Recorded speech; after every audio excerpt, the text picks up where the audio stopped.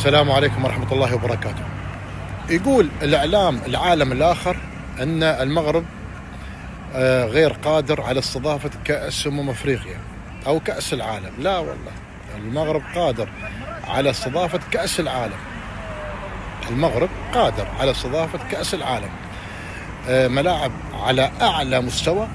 روح الشمال، طنجة، بني سليمان، أكادير، الرباط، مولاي عبد الله، مراكش، في كازابلانكا، وانا من خلفي طبعا هذا الملعب الجميل مركب محمد الخامس. يقول العالم الاخر المغرب غير قادرة على استضافة كأس افريقيا او كأس العالم. لا والله، كذبتوا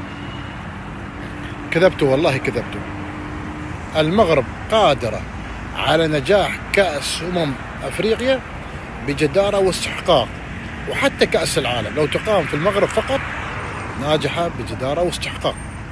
بنية تحتية جميلة، فنادق على أعلى مستوى، الشعب مضياف وكريم ويستقبلك، يقول لك يا مرحبا فيك أو مرحبا بك. المغرب قادرة وبامتياز. أنت في المغرب فلا تستغرب.